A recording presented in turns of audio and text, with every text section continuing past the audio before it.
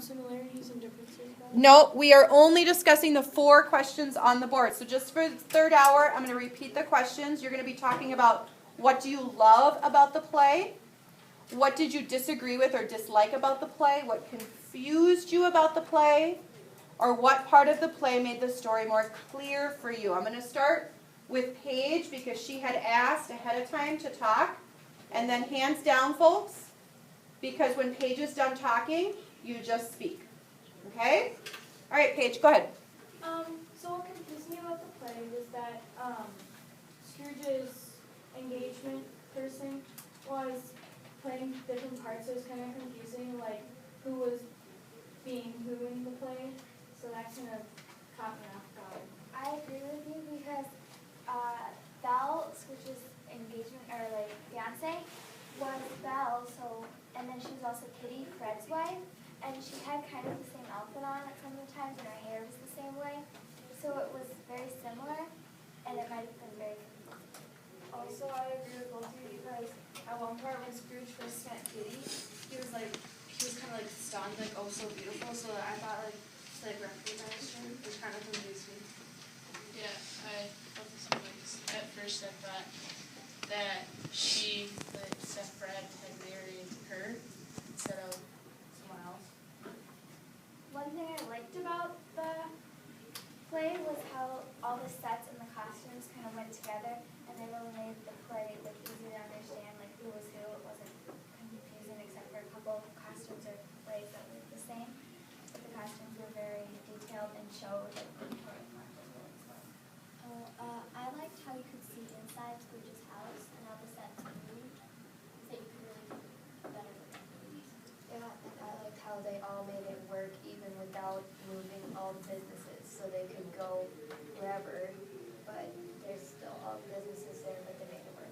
One thing I disliked about the play is that I really got confused at some parts because it wasn't like the book, when the two men came for charity, it was actually women in the play, so I got really confused with who the women were, because it was like, who are you?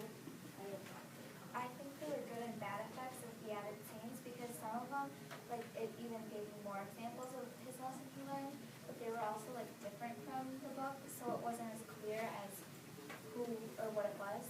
And they reused like a lot of actors, like a lot, like from ages to age. From like when the Scrooge was little and then got older, and then when he was old, he used like reused a lot of actors in it. I didn't like how some of the characters didn't really match the description in the book. Like that one, like sister that Chopper was like always going after. In the book it said she was pudgy, but in the play she was really skinny, and she like had a different description. And also in the play, The Ghost of Christmas Past, I imagined it to have like, you know how they have different features, old and new, but then this one was like Elsa. Yeah, I thought it would be like patchwork, kind of like different things. That kind of disappointed me too, how it wasn't like the book. Well, like in the end, it kind of confused me because in the book when he changes, he gets to be more generous and happy, but in the end of the play, it kind of seems just like I like the part where they like all the humor in the play because it was like it just made the crowd like more sort of interacted, and it didn't have that in the book, so the script like made the whole play better. I like all the visual effects and everything like that. That is what they did, music, sound, everything really. And then how they really made the costumes and everything. Really how the set moved, like the house moved, and then Let's talk about question 4, question 3 and 4 a little bit more, because some of you mentioned extra scenes or changed scenes. How did that affect your understanding of the story? What sort of things made things clearer for you, and what sort of things did you say, ooh, I didn't like that because it missed the point of what Charles Dickens had originally done? We'll start with Bennett, and then you all can continue from Bennett. They made the Ghost Christmas Santa come more clear by making it really tall and scary with the wings. It made it more clear because like I thought it was easier to understand like the way they were speaking, because in the book I was was really confused on like the words they used, but in the play it was easier to know what they meant. Yeah, and it was like more visual, so other people could like understand more, like who was saying what, because not always, like it showed in the book like who said what, like no one always say something. I liked how sometimes like when the Ghost of Christmas Past, like when her arms up, the light turned yellow and then it was clear that like the scene was frozen and Scrooge could speak his mind, which I felt like he didn't do a ton in the book, but he did a lot in the play. That was terrifying. I also thought it was kind of weird, like when the clock was like turning and then like there was all the extra effects, like something was gonna happen, not like nothing's gonna happen. I liked Belle's ending, because like in the book it never really showed like what happened to her after she, you know, left Scrooge, and now we get to see that she has a family and kids, and Scrooge gets to see that, like what he could have had with her, and it just kind of adds to it, like how much he needs to change. And the book never really told them about their engagement or how they got engaged, because it just showed that he was really sad, but not like how much he loved her. Yeah, and it kind of made the love story a little bit sadder to see it in the play. And it also gives like a background to Marley and how he started to work with Marley and got a little more. And then I just thought it was like a lot more descriptive, there was more like additional things that they did not have in the book, because the book was not always like so descriptive, you could not visually see it. Go ahead. I'm going to interrupt for just a second. One of the things Saga said, because I don't know if we could hear you over here or if they could hear you, the recording, but she made a really good point that one of the extra scenes that was added in is telling us like how Scrooge started with Marley. What did you think about young Scrooge and young Marley? How many of you are watching that like, oh my gosh, Marley's such a jerk? You know, even when Belle came and said, get out, because I want to talk to Scrooge alone, what was Marley's response? Evan, do you remember? What was his response, Tig? She always brings trouble or something. Yeah. Oh, I knew she was trouble. So you know darn well Marley all along had been saying, dump that chick. She's holding you back. That's kind of the guy Marley was. So it gives you a lot more insight into Marley. Let's continue with Kalia. I think at the beginning of the play, when it showed Scrooge throwing that family out of their house, it really showed like how mean he was. Because if you hadn't read the book, you wouldn't know how awful he was.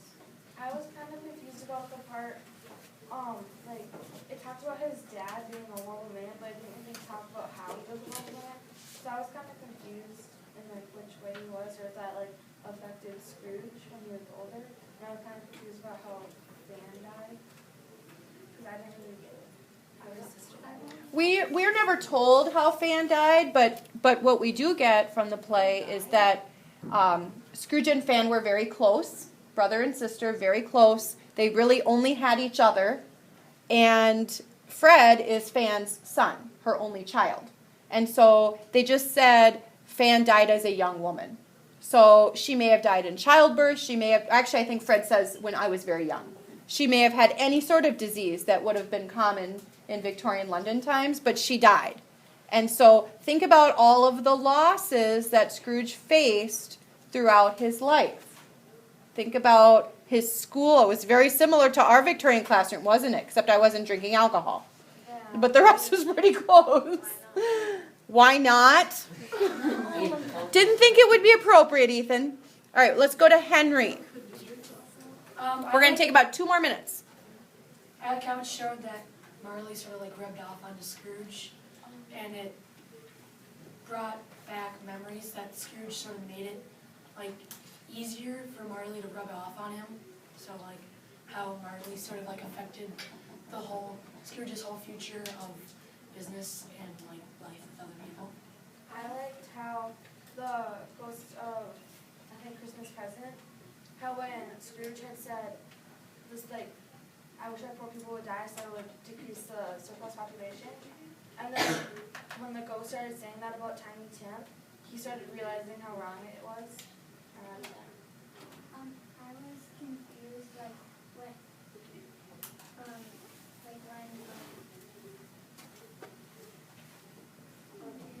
Which one? I've just been waiting for a while. Oh, that's okay. I got confused at like I kind of got confused about the whole play because like really in the book we all kind of said that it was like all about money and then like Marley showed him, but Marley really in the beginning kind of like was more quiet and like he didn't really talk. Like he was just like screaming and saying how he was in agony kind of in pain and he put those chains on himself. And I just thought like I wouldn't think of Marley like that like. And like, it just confused me about most of the play because in the end, it wasn't really about money at all. Like, sure, he was giving out, but I didn't really see in the play that it was really about money. It was more about love. Like, he didn't really, when Belle didn't ask him, is money more important than me? She didn't really talk about that with him at all. She just kept saying that, I release you, take it back, I release you. Like, I just got confused because I thought it was like more like money, and I didn't imagine Marley like that. And it was just like kind of confusing. One thing I thought was confusing was kind of, well, not really confusing, but the ignorance and want when the Ghost of Christmas Present showed him, it kind of like stood like that's kind of an important part of the play, but they didn't really appear, they just appeared that once, and there wasn't really a specific point for them overall. And I want to finish with that because I think that part is really important to discuss and make sure that you understand. Let's keep the paper shuffling to a minimum. We're still recording, okay? Do not write anything on your paper yet. Just listen. So throughout the play, we get a lot more information about Scrooge and his background. And we see a lot more, I agree with Jordan, we see a lot more of the emotional piece and not just the money, but about the things that he's gone through and the things that he's experienced and why he is the way he is. And we see his emotion a lot more. Nobody mentioned this in any of my classes so far, but for me, maybe because I'm a parent, I love Bob in the play much more because I see the love that he has for his children way more than in the book. In the way he just, looks at every single thing that they say and do. But going back, check the time, yeah. Going back to ignorance and want. So the Ghost of Christmas Present is colorful and lively. He comes in on a zip line. Some kids in second hour, I think it was Griffin, mentioned, and I think this was important to notice, there was no food around him. And some people didn't like that because that was such a big point about being, showing so much abundance, and that wasn't shown. But anyway, he comes in and he's lively and he's colorful. At the very end, when he comes back, he is an old man. That's supposed to be the same guy with ignorance and want. And his hair is gray, his beard is gray, his clothing is tattered, and there's no color to him. What does that mean? Showing the Ghost of Christmas Present sort of withering away. Julia? Ignorance and want kind of like take the vibrance out of things. Think more about time. It's the present. It's the present. Why would the present be sort of wilting away? Because like he's turning into the end, like they're transitioning into like the third ghost. Well, they are transitioning into the future, but if you think more about like a timeline. Scrooge is kind of changing, and so he is not really there anymore. Like, show him what he's done. He is changing, but still, think of time. He's running out of time to change. Right. Because the present is only the present during the present, right? Think about that. The present is fleeting. It means it's gone. So by having the Ghost of Christmas Present age, it's showing that, you know what, Scrooge, you have to act now. You can't say, well, I'm going to change next week, because that's going to be the future. And look at your future. You have to change now. The present is right now. There's no time to wait. And so that's why they have him aging. And I asked you a long time ago, well, not a long time ago, but I asked you before we went to the play, which ghost you thought ignorance and want went with the best. And a lot of you did predict the present. Because that's where Scrooge is ignorant to the wants of others. Another thing that was pointed out more so in the play, I noticed, than in the book, and it's up to you to decide whether you like it or not,